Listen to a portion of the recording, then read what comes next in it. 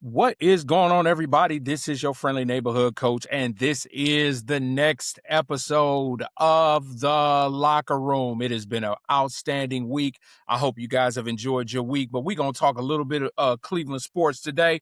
We're going to talk a little bit about the Browns. Now, guess what? Do you know there's another quarterback that they're talking about that the Browns could draft? And it's Ty Simpson. We're going to talk a little bit about Ty Simpson. Then Shedeur Sanders versus Deshaun Watson. There's been a whole lot of conversation about it. Who's going to be QB1? Are they going to bring in that third quarterback or that fourth quarterback to compete? We're going to chat, all right? Is Andrew Berry thinking about trading the number 6 pick? Is he thinking about trading down? We'll weigh the pros and cons in that. Joe Bitonio, what is he going to do? Is he coming back? Is he retiring? Is he going to another team? We'll talk about it. Then the Cavaliers. The Cavaliers had 3 games against Utah, the Lakers, and then the Golden State Warriors. Now, they've also locked up the number 4 position in the playoffs if the playoffs were to start today. We're going to look and see who they match up with. And is it a good matchup or is there a better matchup? All right. We'll talk about the playoff picture. And then with the Cavs, do we believe that they are ready for the playoffs? I got some pros and cons about that. Then we're going to talk a little bit about the Guardians, y'all. Yes, baseball season is up and running. The Guardians had their first home game against the Chicago Cubs, but they've been kind of on a run. And so we're going to give a little spotlight to the Guardians when we get an opportunity. And then my coach's rant will be Mr. Cam Newton. And is he loyal or is he not? So slide up to the screen here, get yourself your favorite beverage, and let's get started in the Locker Room. And as always, the Locker Room is sponsored by Road Dog Health and Wellness. As y'all know, I am a licensed personal trainer, and we are in this next month. We have started this month of April. And are you in shape? Now, round is a shape, y'all, but it's not good shape. So if you go to roaddoghealth.com, you can sign up for a consultation. You can also look at the programs that are available. And there's Preston Bless Juice Bar, where you can get your healthy juices that is based off of your health needs. So just go to roaddoghealth.com. That's roaddoghealth.com, and go ahead and get started and make that change in your life. And Road Dog Health and Wellness is sponsoring the Locker Room. See how I do that? Y'all like how I do that? All right, let's get this thing started. Ty Simpson, quarterback out of Alabama, has been shooting up the charts for whatever reason. And Ty Simpson has now, of course, as every quarterback known to man, has been linked to the Cleveland Browns. And so listening to a lot of what I call the talking heads, they talk about Ty Simpson, but there's one person in particular that has a different feed on Ty Simpson, and that is Mel Kiper Jr. Mel Kiper Jr. is a big Shedeur Sanders proponent. If those don't know, go back to when Shedeur was drafted. Mel Kiper went absolutely berserk. And so every time that someone brings another quarterback up, Mel Kiper is the one that's really, really adamant about the Browns having their own quarterback.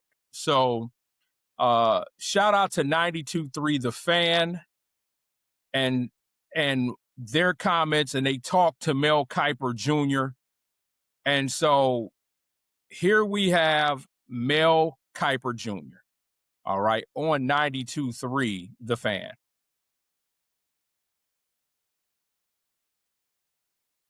Started to this date. I'd take him here to battle Shador for this job. I'm not giving up a second or third rounder for him, but I like Mac Jones. I'm going to go back a little bit. Sorry about that. Let's go back. Ty Simpson. The Steelers have to figure out Ty Simpson, and now certainly Arizona does. They want to try to trade back in and get him. Yeah, the Browns, by the way, need to figure out Ty Simpson as well. They have the Browns don't have to worry about Ty Simpson. They got a better quarterback than Ty Simpson than Shador Sanders. I believe don't go there. I believe the Browns need to figure out Ty Simpson.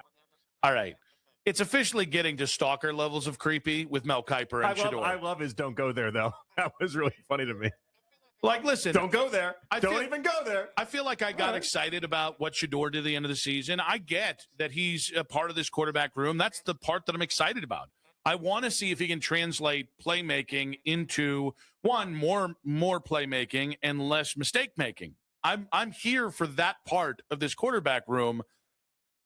But when guys like Mel Kiper, who is incredibly respected and who I have so much respect for, legitimately shoots down a honest conversation I think the Browns are having because of Shador, it is a little embarrassing. Like, this is where... So let me stop right there. Once again, shout out to 92.3 The Fan. First of all, I don't believe it's embarrassing, and I honestly don't believe that they're having that kind of conversation. Okay? Is Ty Simpson coming up? Has he come up? Yeah. They've talked about possibly Fernando Mendoza, even though they know they can't jump to number one. Okay? They've weighed all options. But do I believe that they're looking for a quarterback to come in and to start right away as a rookie? I don't see that happening. Okay, I don't see it happening, and I just don't see Ty Simpson being put in the mix. Okay, and so Mel Kiper is standing 10 toes down on it. He's always stood 10 toes down on Shador Sanders, and he hasn't changed. And so, like I said, the Cleveland media, not everybody, but the Cleveland media, most of them, are trying to find reasons to not have Shador Sanders as quarterback of the Cleveland Browns. They're trying their darndest to not have Shador Sanders as quarterback of the Cleveland Browns. So they're trying to bring in so many people. They're trying to resurrect Bernie Kosar. They're looking at Gary Danielson or Paul McDonald. They're trying their best. And the reason I believe that is, and I'm going to tell y'all ready? Come up a little bit. I believe that reasoning is they know that this young man is going to be successful. They know what now. Did I say he was going to be successful in Cleveland? No, and there's a reason. Because the Cleveland media has always tried its best to run superstars out of Cleveland. I've said that. I said that on the show last week. They've tried their best to run good athletes out of Cleveland. They have. Right now, it's Shador Sanders. Previously, it was Deshaun Watson. Then before then, it was Baker Mayfield. Oh, let's switch over to the Cavs. And next year, it probably will be Donovan Mitchell. I'm not saying Donovan Mitchell's going anywhere. But the Cleveland media looks at reasons and ways for clickbait to find or to make a controversial take so that people can click on and listen to them. Listen, I'm about stone cold facts. And the fact of the matter is this. Shador Sanders had 7 games. He did fairly decent. He has some good. He has some not so good. Todd Monken and the Baltimore Ravens wanted him in the draft. He did not want to be a backup. That's very obvious. He wanted to be a starter. He went through all the shenanigans and the bull junk that the Browns were throwing at him, i.e. Kevin Stefanski, okay, because they did not want to see this young man succeed. but he weathered the storm. And I always say this, I am not a Shadurian, although people will accuse me of being a Shadurian. I'm not a Shadurian. I want to see this young man be successful, and I want to see him have the opportunity to be successful. That's all all that's being asked is that he has an opportunity. Now, what he does with that opportunity, that is on him. But to put all these other variables that have been thrown in front of him has been ridiculous. And I've called out some of the Cleveland media that have done this in the past. Some of them are turning around. Some of them are still 10 toes down. Jason Lloyd, still 10 toes down. Okay. Even Mary Kay is kind of switching back over because they realize that they have not and cannot run this kid out of town. This kid is box office. Now, the only person that can destroy this is Shedeur Sanders. So my thing is, that's why Mel Kiper has been so adamant about allowing Shedeur Sanders to compete. Just allow the kid to compete. Stop trying to put all these obstacles in front of him, okay? Let the young man compete. If Deshaun Watson is better, then you play Deshaun Watson. That's what Todd Monken's job is. But we're going to break this down in the next segment because let's say Deshaun Watson becomes the Browns' starting quarterback. Let's say that Deshaun Watson balls out 3,500 yards, 25 plus touchdowns, 7 interceptions, just balls out. Are you willing to re-sign Deshaun Watson? There's the question that I'm going to ask all of you. Are you willing to re-sign Deshaun Watson? Most of you will say no. So if you would not sign Deshaun Watson, why would you have him starting as your quarterback if you know you're not going to bring him back and you know you're not going to sign him to a long-term deal because you just basically wasted $250 million? Now, that does not mean that I am a Deshaun Watson hater. I absolutely am not. I am not a Deshaun Watson hater. Okay? I'm a realist. That's what I need people to understand. Coach Young is a realist. I am a realist, and I'm going to be real, and I'm going to stay real. I am not willing to sign Deshaun Watson to a long-term deal. I got to see what Shedeur is going to do because his ceiling is higher. His ceiling is higher. Deshaun is at his ceiling. Even if he balled out, that's his ceiling. He's an all-pro. He's a former all-pro. Okay? But do you want to extend that contract? You've already kicked half the money down the road. Why would you re-sign him? I just don't see the sense in that. Okay? So I literally have to see if Shedeur can do it. Do I believe Dillon Gabriel is going to be on this roster? I do not. I would not. I would have been traded. And then let me say this. Let me segue for a second. I'm going to come back to Deshaun and to Shedeur in a moment. How valuable was Dillon Gabriel to Kevin Stefanski? Remember, Kevin Stefanski picked him in the 3rd round. Picked him in the 3rd round. He thought he was that valuable. He even went and said he was the highest graded quarterback on our draft board.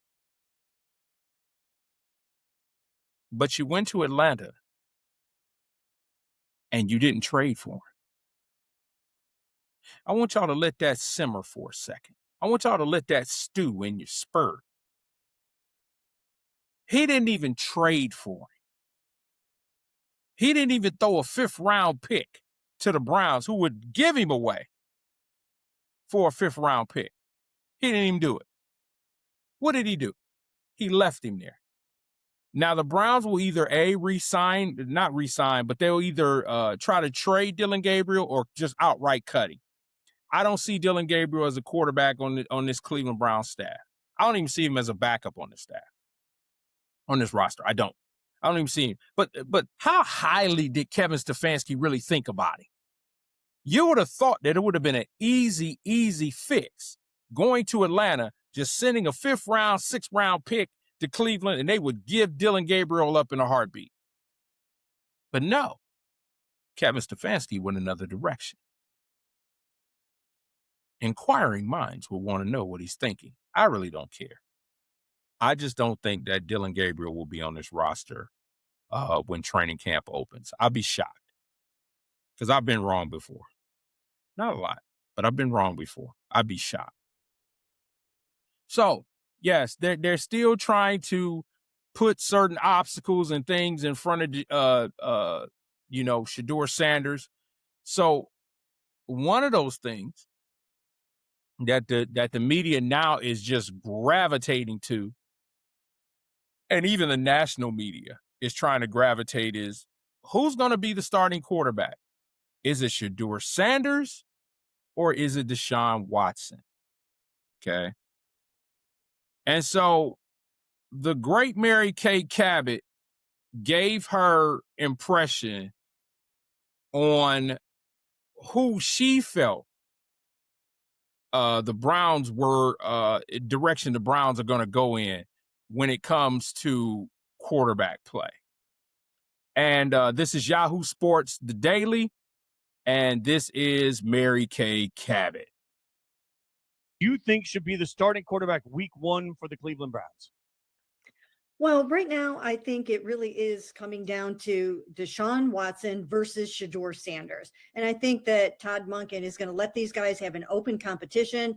They're going to be in the offseason program beginning April 6th, and he'll have a chance to see them a little bit, start to throw and to work out and to watch more of their film and get a better feel for what these guys are going to bring to the table. So I can't say yet which one of those two guys I think it's going to be. And then also, they are looking at external options. Now, I do believe that it probably will be either Shedeur or Deshaun, but they're not ruling anything out. They've got some external candidates on the roster, on their radar as well. So this remains to be seen. You bring up the external candidates. Do you believe that would come in the form of drafting a rookie quarterback or looking through free agency? I think if they were going to add another quarterback, it probably would be a veteran in terms of someone that they thought could possibly start for them in 2026. If they bring in another rookie, that player would be more of a developmental player that would sit behind Shedeur, Deshaun, whoever else.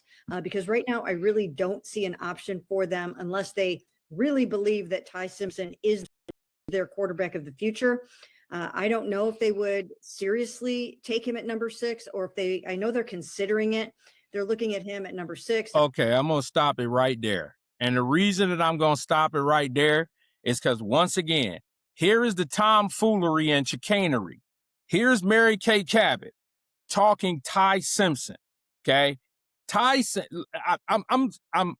getting ready to lose it, y'all. Ty Simpson is not a starting quarterback. He has not played enough games at Alabama for him to be looked at as a starting quarterback. I know what Dan Orlowski has said. He came out and said that he thought Ty Simpson was the best quarterback in this draft. But let me break this down to you. If you're saying that Ty Simpson is the best quarterback in this draft, you're saying he's better than Fernando Mendoza. That's basically saying that I got this rich cracker and y'all cats are eating air. Here's the best thing that you can consume. You're going to eat the rich cracker. This quarterback class is weak, and everybody knows it. If Fernando Mendoza was in 2027's class, he wouldn't be the top pick. He would be in the top 10. But in this draft, because it's weak, he's the number 1 pick that the Raiders are going to take off the board. So here comes Ty Simpson. The Browns are not looking at Ty Simpson. And if they were to spend a number 6 pick on Ty Simpson, then the Browns are the most idiotic organization that I've ever seen. And right now, because of what Andrew Berry is doing, I don't believe that they're going to waste a number 6 pick on Ty Simpson. I just don't see it. But it absolutely rips me to pieces because the media is still trying to push this narrative. They might entertain Ty Simpson. No. And just because him and Todd Monken know each other, that. So, yes, the quarterback competition will be with Deshaun Watson and Shedeur Sanders. And here's how you'll know. Because it'll be in the preseason, y'all. You'll see Deshaun Watson in the preseason. You'll see Shedeur Sanders in the preseason. You'll see it. Preseason is going to be entertaining. You're going to see it. Okay? They will bring in another quarterback, all right? And I believe it's going to be Drew Aller from Penn State. All signs are leading toward Drew Aller. So I believe it's going to be Drew Aller, okay? And so for me, I need the media to stop. I know it's like in between football season. I know it's baseball season. We'll talk about the guards in a moment. But I know that it's not really much to talk about in sports right now. So the media, the Cleveland media, is trying its best to make stuff, not necessarily make stuff up. I don't want to cast aspersions like that, but they're trying to find things to talk about because football season is right around the corner. But they need to talk about something, especially in Cleveland. Okay, so right now the hot topic is Shedeur, and all Shedeur is doing is putting his head down, going to work. I know there was a video out of Deshaun Watson working with Jerry Jeudy and Isaiah Bond. And of course, here comes the Cleveland media again. Oh, well, this has to say something. Yeah, it says that Jerry Jeudy and Isaiah Bond worked out with Deshaun Watson, just as if the same time they worked out with Shedeur Sanders. That's what I'm saying. You guys need to stop. It just sounds foolish that you guys are trying to push this narrative. It's foolishness. Okay. So what that they worked out with? So what? Because they're going to have to work out with both quarterbacks. They're trying to get chemistry and timing with both quarterbacks. See, a lot of y'all don't know nothing about football. That's what gets me.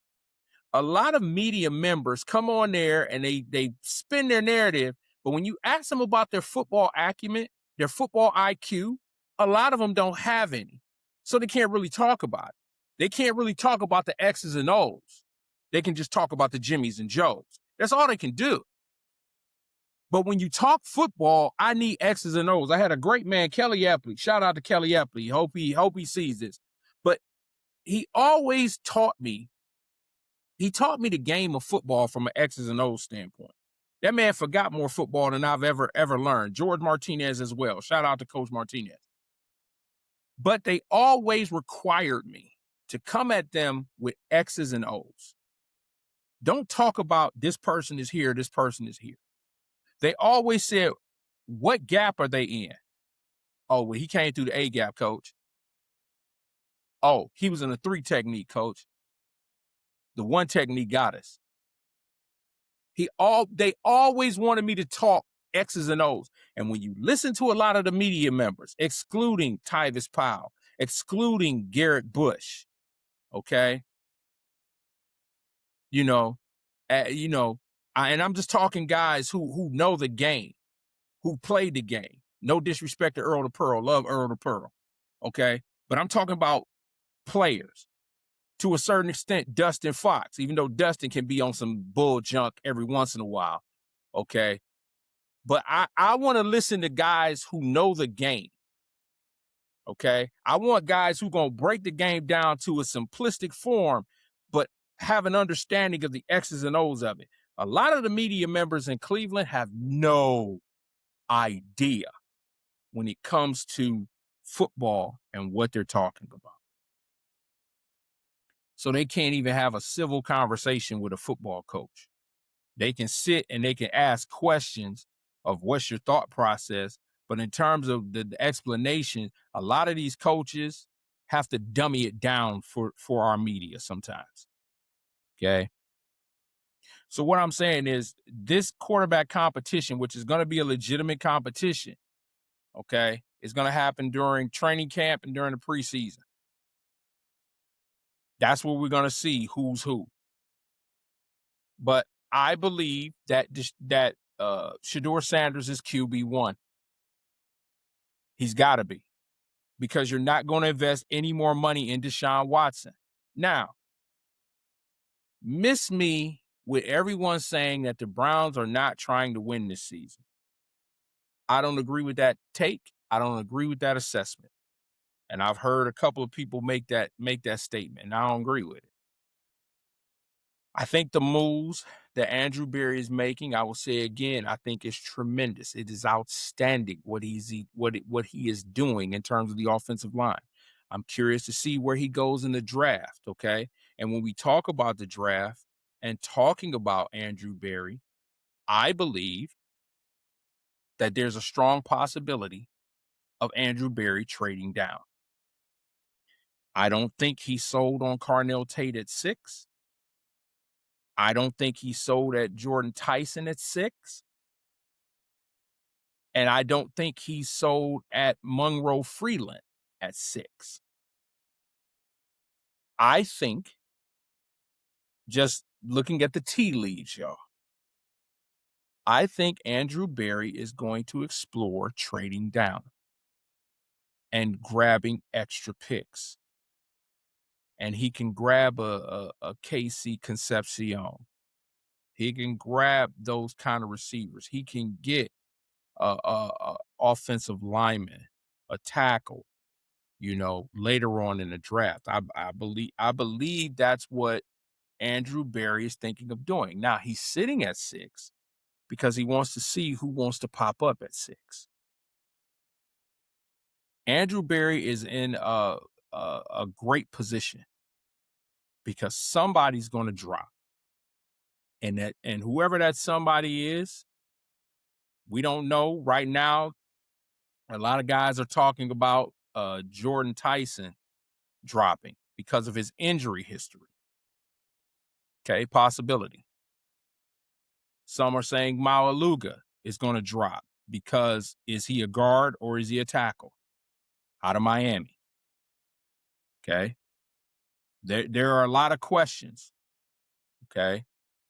But I think Andrew Berry is going to entertain possibly trading down and loading up.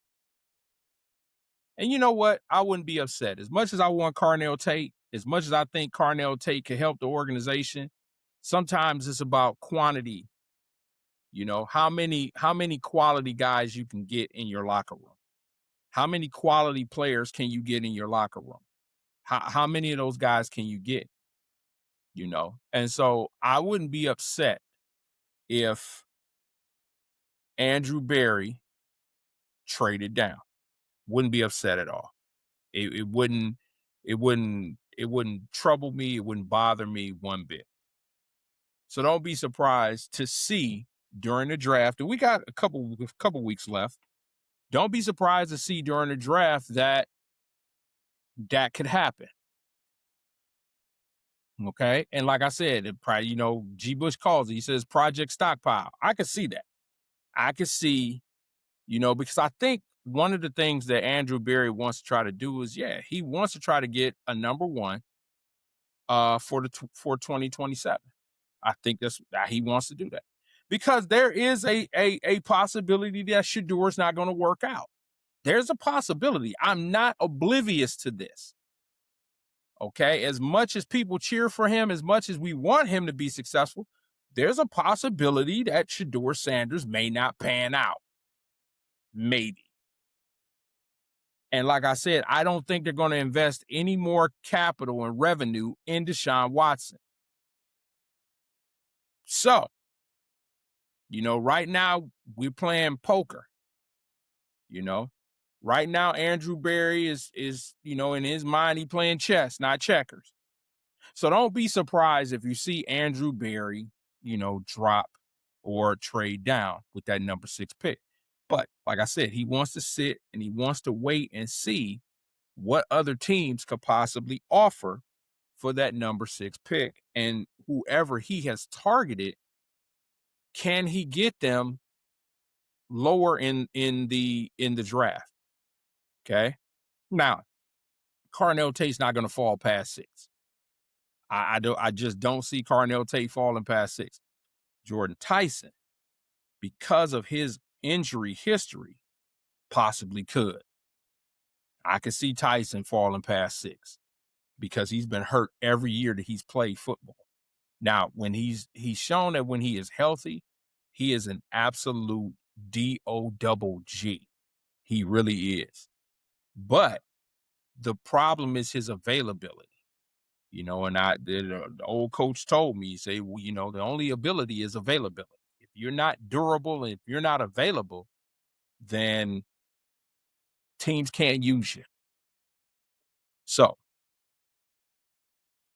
look at Andrew Berry. Andrew Berry's looking at the entire spectrum. But do I think he's really examining Ty Simpson? I think he looked at it, but I don't think he's sitting there mulling over it. Media is funny. They try to push. Here, Ty Simpson. Oh, here, Jake Delhomme. Let's, what I'm saying? Come on.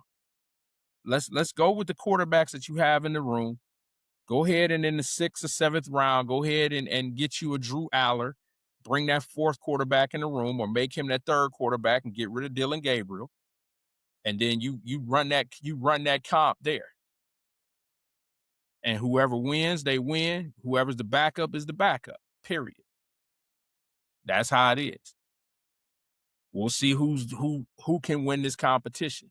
But I think Todd Monken and his staff are going to make it a legitimate competition, not what the coach for the Atlanta Falcons did. Okay. And last point, and I'm not trying to bury Dylan Gabriel. I think he can be a serviceable backup quarterback. But the Atlanta Falcons thought that Tua Tagovailoa was a better quarterback than Dylan Gabriel. Did y'all hear what I said? Let me say it again for the people in the back. The Atlanta Falcons thought Tua Tagovailoa was a better quarterback than Dylan Gabriel. Now, I have nothing to confirm that this happened in the Atlanta Falcons room. But you can't tell me that Kevin Stefanski did not bring up Dylan Gabriel when they were talking about getting a quarterback. And Matt Ryan said, absolutely not. You can't tell me that did not happen, that it hadn't happened. Something like that to that nature happened, where Matt Ryan, who was a very good quarterback himself, said, no, that kid is not that good. Let's go with Tagovailoa. We'll give him a new scenery. We'll see. You got to take him and turn him into something that Miami could.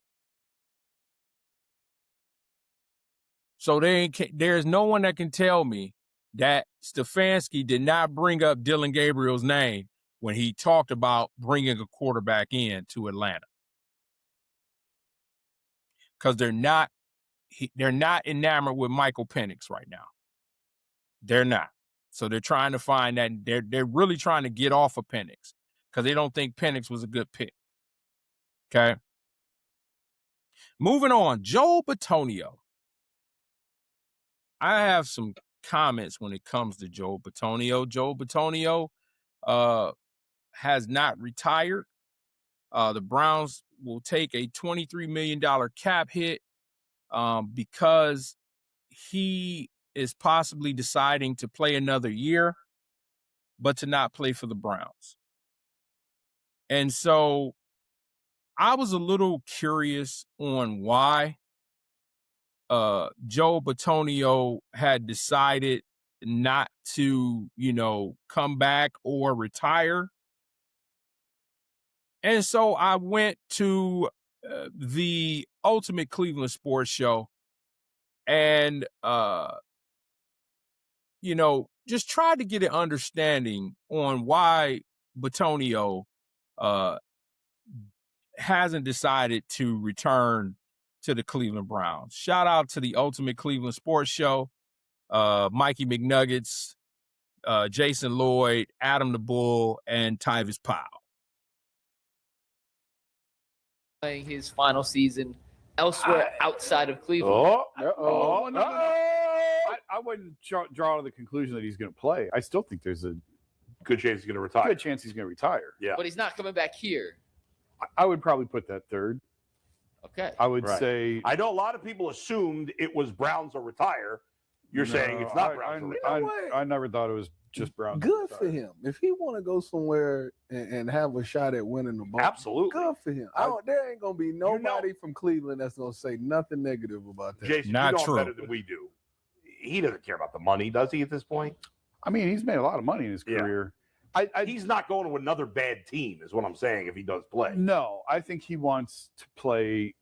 I think if he chooses to play, I think he wants to play somewhere where he's got a chance to win with a Right. successful quarterback. Yeah. That's what I mean, think. what's a good team that needs offensive line? I don't know. Patriots. Buffalo.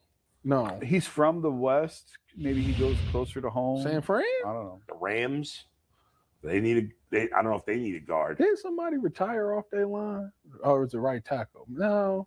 I don't remember. But anyway, listen, he's earned the right to do whatever he wants. Green Bay. I would rank We it. just took they. I would rank it center. retire, probably 80%. Yeah. Play elsewhere. Come back here. Even- And the Browns are operated as if he's not coming back. Right. Whether he retires or goes elsewhere. If he retires, Two left if he guards. retires now, It's over with. if he retires now, the Browns still can't split up his cap hit. No. No. The All right. void The date deadline was just passed. that's why. And Jason, I appreciate you, I guess, clarifying it. I thought the fact that he did not decide by yesterday meant he had re-entered the free agency pool as an unrestricted free I mean, he can agent. still retire at any time.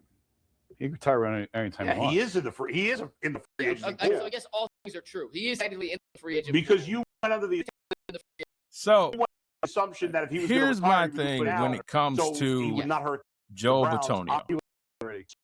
He had a stellar career Obviously, with the Cleveland Browns. He played alongside Joe Thomas for a few years before Joe Thomas retired.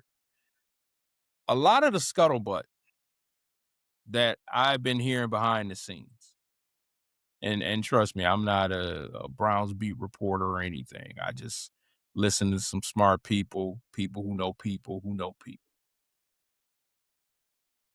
A lot of the criticism and negativity that came out about Shedeur Sanders has been tied to Joel Bitonio. Like I said, I've talked to people who know people who know people whose people's grandmamas and mamas know other people. So let's not look at it as law, guys. But what I have heard is Joel Bitonio was not a fan of Shedeur Sanders. Joe Bitonio could have saved the Browns $23 million by just retiring. He has chosen not to. It's a strong possibility because the Browns have drafted two guards, or not drafted, but in free agency got two guards, that Joe Bitonio won't return. But the lasting gift that Joe Bitonio gave the Cleveland Browns was a $23 million cap hit. That says a lot about Joe Bitonio. Let's just call a spade a spade. I'm not going to sit here and try to pump him up, as if his last 2 years he was this stellar offensive guard. He was trash. Okay? When you have a garbage bag full of recyclables and you have one can in there that hasn't been dented, it's still garbage. Joe Bitonio was trash. His last couple years as a Cleveland Browns guard, he was garbage. He was a sieve. Constantly getting pushed around in terms of run blocking. His pass blocking was just as bad when you look at it at the numbers. But this is the thing. The lasting impression that Joe Bitonio gave the Browns was a $23 million cap hit to where he could have just retired, but he decided not to. Joe Thomas retired, walked away. If Joe Bitonio is thinking of playing one more year, I'm going to be honest with you, good luck to you. Because from a position standpoint, and I know something about offensive linemen, Joe Bitonio, the last 2 years, 3 years of his career was absolute trash. If you're going to talk about Ethan Posage, if you're going to talk about Wyatt Teller, if you're going to talk about DeJuan Jones, okay, then you got to talk about Joe Bitonio. Joe Bitonio has not been very good over the last 2 years of his career. He hasn't been very good. But that's what I'm saying. He left a $23 million cap hit. And to my understanding, he's had no conversation with the Browns on what he's going to do. So for me, thank you for your service. Sayonara. You go play for somebody else, I really don't care. I don't. Now, is Joe Bitonio a Hall of Famer? I think he is. Is it going to be hard for him to get in from the guard position? Yeah. Yeah. I don't think he's the first ballot, but I think Joe Bitonio is a Hall of Famer. He had a Hall of Fame career. Now, like I said, the last 3 years weren't Hall of Fame at all. Okay. Joe Thomas, the last years of his career, he was still making All-Pro. Okay. So why is he choosing this? No one knows. No one knows. Could he be sitting waiting to see what the Browns are going to do in terms of quarterback? Possibly. But they've already replaced him. They're as you heard Jason Lloyd, they've already talked about replacing him. And don't miss what that little subtle shot Jason Lloyd took. Said, well, maybe he want to go somewhere else where there's a quality quarterback. See, do y'all pay attention? Pay attention when these guys be talking, when they try to throw these little subtle pot shots. Okay? But of course nobody's going to call Jason Lloyd out. Okay? And let me segue real quick. I'm going to take a second here. I was watching the Barbershop After Dark. And it's with Tyvis Powell, it's with Earl the Pearl, and it's with Garrett Bush. They had their first episode, and I'm telling you right now, I love the show. I love it because those three gentlemen are going to be honest. But there was something that came up talking about when Tyvis Powell fell on the sword for Jason Lloyd. Some of the comments that people made, some of the backdoor comments to Tyvis Powell. Listen, I didn't agree with what Tyvis Powell did. I understand why he did it, but I didn't agree with it because you can't defend the indefensible. Sometimes you got to let a man stand on his own. Now, do I believe he's less than who he is and calling him out his name and using Uncle Tom and all that? Stop it, y'all. Stop it. Tyvis Powell defended a colleague. Had no problem with the defense, him wanting to defend a colleague. I did have a problem with why he did it. Okay. You can't get heat off of somebody who wants the heat. You can't get smoke off of somebody who wanted the smoke. And Jason Lloyd wanted the smoke. He wants that because when he says things like he said, and I'm not going to rehash that. When he says things like he said, he's looking for someone to respond or else he wouldn't have said it. I respect Tyvis Powell, even though sometimes I think he can be Switzerland. And that's cool. You know what I'm saying? But overall, he's a Buckeye. Go Bucks. You know, Bedford Heights alum. Hall of Famer. So I got no problem. In that moment, I just didn't see the reason. Because Jason was making some egregious commentary. And he was getting lit up for it. And rightfully so. Now, all the name calling and all that, I don't subscribe to that. Like I told y'all, I'm about all the smoke. And my biggest thing is when people even come at me, the question I'm going to ask always, what did I say that was wrong? I understand people get in their emotions. People get emotional. But what did I say that was wrong? And if you can't tell me what I said was wrong, and if you can't bring numbers and facts behind it, then just eat it. Just eat it.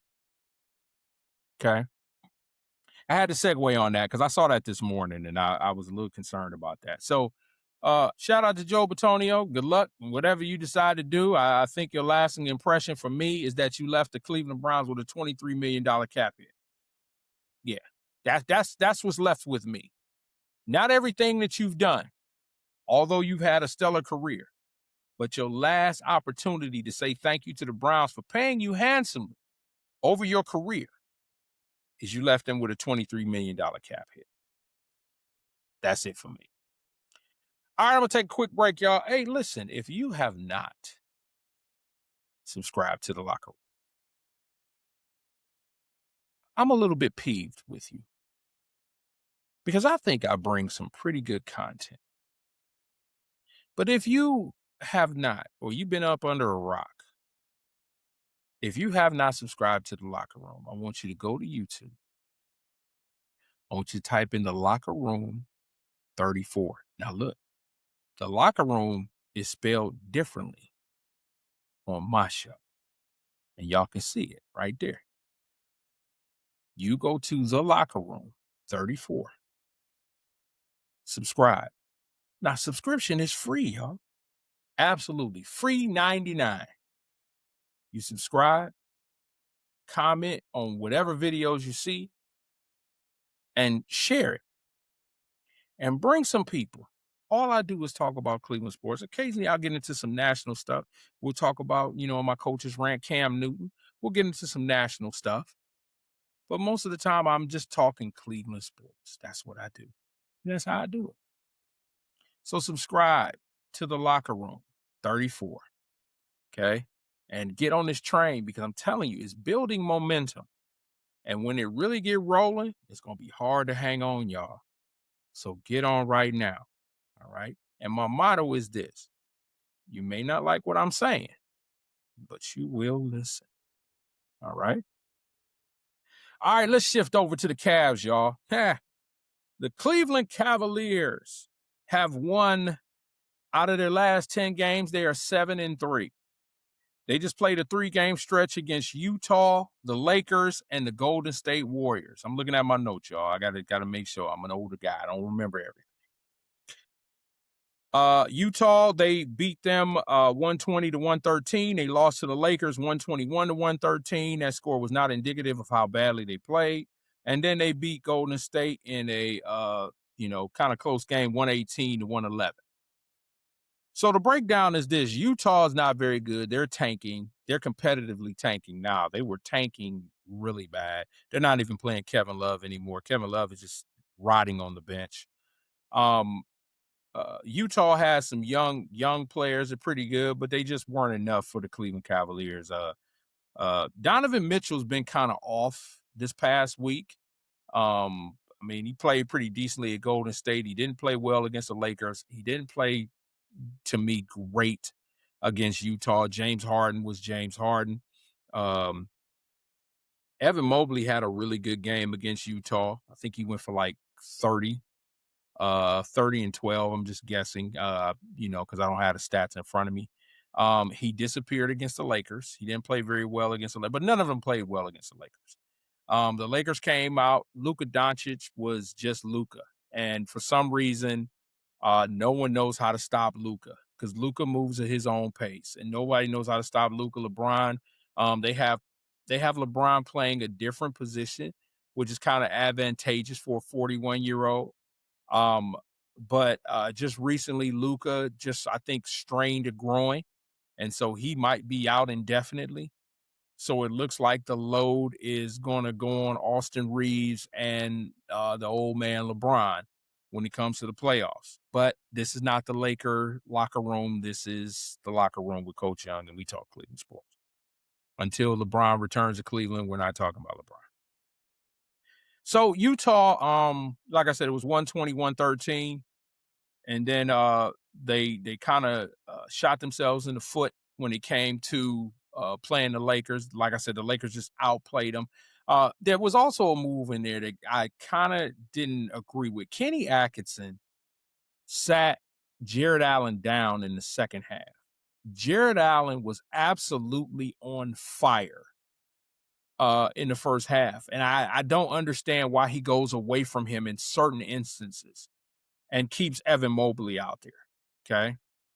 Evan Mobley wasn't having a stellar game. You know, and I'll say this. When you talk about a big three in Cleveland, people say Mitchell, Harden, and Mobley. I don't say that. I say Mitchell, Harden, and Allen. Right now, Jared Allen is averaging a double-double. Legitimate. And that's because of James Harden. We all know that. Okay. But I don't count Evan Mobley as part of the big three. No. That big three to me is Jared Allen, Donovan Mitchell, and James Harden. Evan Mobley to me is number 4. And I know people will try to hang me in effigy. Oh, you an Evan Mobley hater. No. I'm an Evan Mobley realist. I realize who Evan Mobley is, and I realize how much they're going to get out of Evan Mobley. Now, Evan Mobley, if Evan Mobley can get you 18-10 during the playoffs, they're going to win. Did you hear what I said? I said 18-10. I think he's realized that shooting three-pointers, even though he shot a couple, I think against the Lakers, I think it was like shot 2. He missed both of them, you know. And then I don't think he shot another three-point shot. And that, I don't have any problem with that, guys. If he shoots his first 2 and he don't hit, if he's wide open, if he's wide open, then then you go ahead and give him the ball. But he missed, he went 0 for 2 and he stopped shooting 3-point shots. That's what I want Evan Mobley to do. I want Evan Mobley to attack the basket. I'm seeing a little bit more post action out of Evan Mobley. See, there you go. There's something positive. I'm seeing a little bit more post action out of Evan Mobley. Okay. But Jared Allen is killing. Okay. He's killing right now. You know,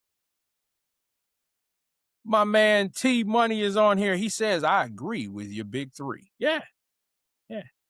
I that's who I think the big three is. I think it's Jared Allen. I think it's James Harden. And I think it's Donovan Mitchell. There is no big 4. Don't call it a big 4. It's a big 3. Okay. And so now the Cavaliers are locked by beating Golden State, which was a really good game. Of course, Draymond was being Draymond. You know, Steph Curry is out for the season, so there's no Steph. Pozinski had a pretty good game. Young player. They got some young talent on that team. They do. And Draymond is the old man. They got Porzingis. I think they were trying to make one last run, but I think the Golden State dynasty is over. I think it's done. I think if the Warriors were smart enough, they would go ahead and trade Draymond. They would trade Curry. I know Jimmy Buckets is there. I would just rebuild this entire squad. If I was Mike Dunleavy, who's the GM, I would rebuild that entire squad while you still have time to do it. They got rid of Kuminga, who's now in Atlanta.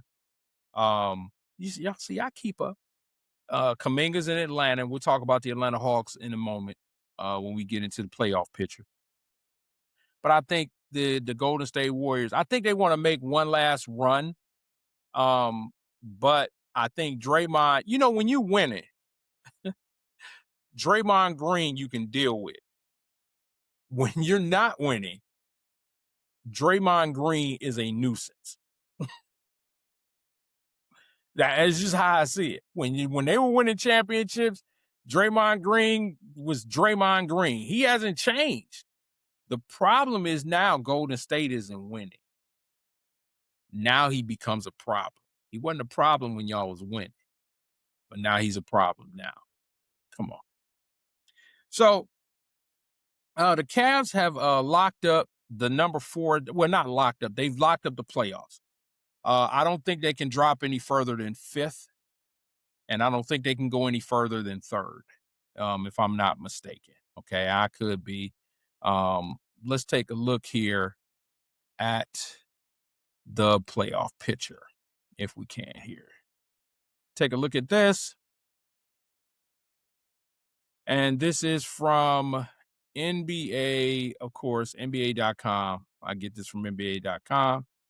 And so here, if the Cavaliers were in the playoffs and the playoffs started today, here is your playoff picture.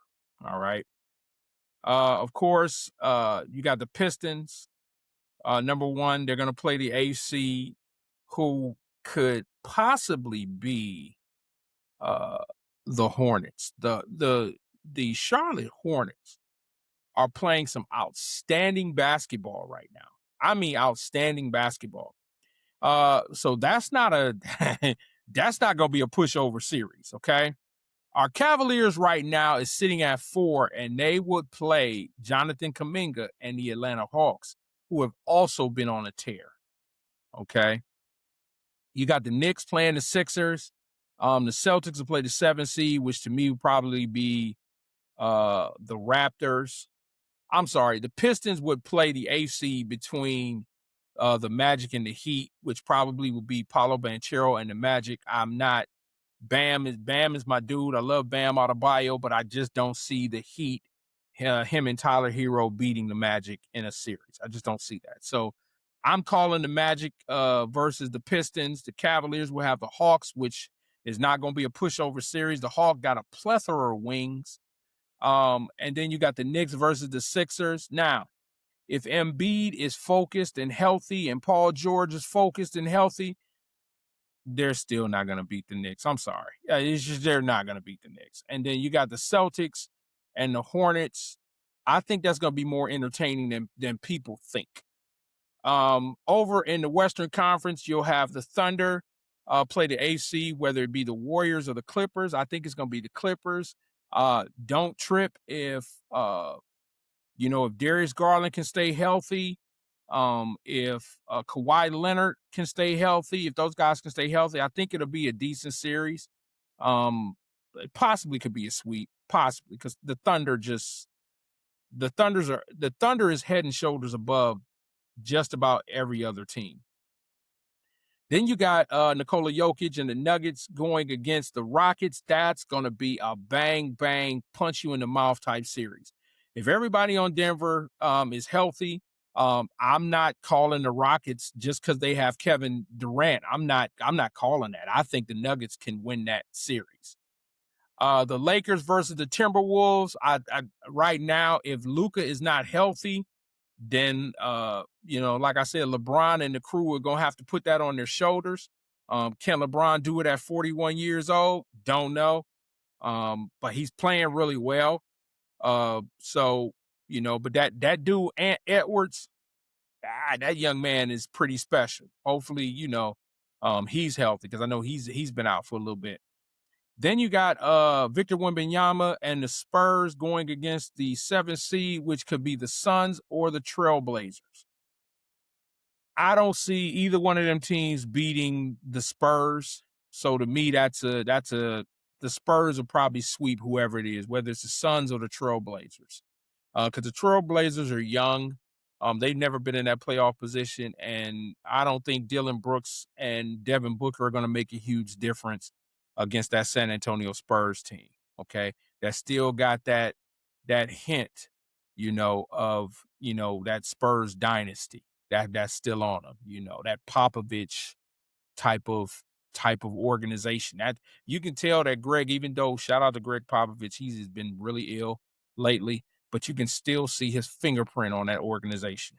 All right. So that is the playoff picture when it comes to the Cleveland Cavaliers. And so, are they ready? I don't think so. I don't think they're ready yet. There's still a few more games. They got Atlanta on their schedule. They play Atlanta twice. I think they're not really going to go hard on Atlanta, so they're not going to show Atlanta anything. I think they're going to wait to the playoffs. But are they ready? No. I think they need more focus on the defensive end of the court. I'm hard on James Harden in terms of how he plays defense. Watch some film on him. So, I didn't want to put that on here. There's some breakdown on James Harden where he's not the worst defender. And I've seen some things. So, but I'm still, they've got to defend better. They have to defend better for me, and they have to make at least the Eastern Conference Finals. All right. So real quick, while I got time here, a little bit of time left. The Cleveland Guardians, y'all, the Cleveland Guardians are doing some things right now. If I can here, let me get to the guards. The Cleveland Guardians right now, and I'm getting this from of course ESPN, or what some people call the four letters. They're 5-3 right now. The Guardians are 5-3. And they just started a series with the Cubs. They split with the Dodgers. Actually, they won 2 or 3 with the Dodgers, and they won 1 of 2 from the Mariners. Mariners are a really good team. DeLauder hit another home run. DeLauder is just out here crushing it. My concern with DeLauder is when the league goes around the second time, I think they're gonna figure Chase DeLauder out. And so, but the the Guardians are 5-3. They play the Cubs again today, and I like what I see. And so Stephen Voigt has done a really good job. And it's early in the season. They're gonna have their ups and they're gonna have their downs. But I think once again, toward the end of the season, Stephen Kwan, Jose Ramirez. I think those guys those guys are going to be ready to play. And I like Gavin Williams. I think Gavin Williams is to me, Gavin Williams is the ace. I know they're pushing Tanner Bybee, but I think Gavin Williams is the ace on that squad, and they have him in the number 2 hole. They have Tanner Bybee number 1, and they have Gavin Williams in the number 2 hole. I think Gavin Williams is the ace. Watching him against the Cubs yesterday, Gavin Williams is the ace on that squad in terms of pitching. All right. So looking forward to them playing the Cubs today. I might even tune in on that one. I watch baseball occasionally, but I might tune in on that one because the guards are playing really well. All right. All right. I'm going to get right into this real quick. This is my coach's rant, and my coach's rant is Cam Newton. Now, let me break this down real quick. Cam Newton, who has his own podcast, but he's also been on First Take. And of course, there's this big beef when it comes to Stephen A. Smith and Jason Whitlock. And I'm not going to get into the details of their beef. There's some professional jealousy.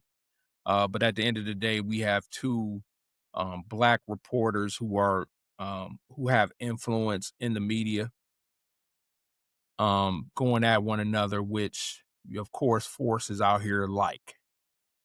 But Cam Newton went on his show and brought Jason Whitlock on the show. Now, to be fair, because I did some research, to be fair, him and Jason Whitlock had some beef.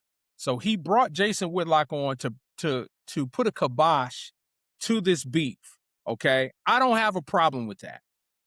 My problem with Cam Newton is that he brought up Stephen A. Smith. And when he brought up the beef with Stephen A. Smith and him, then Jason Whitlock went on this tirade constantly insulting Stephen A. Smith. Now,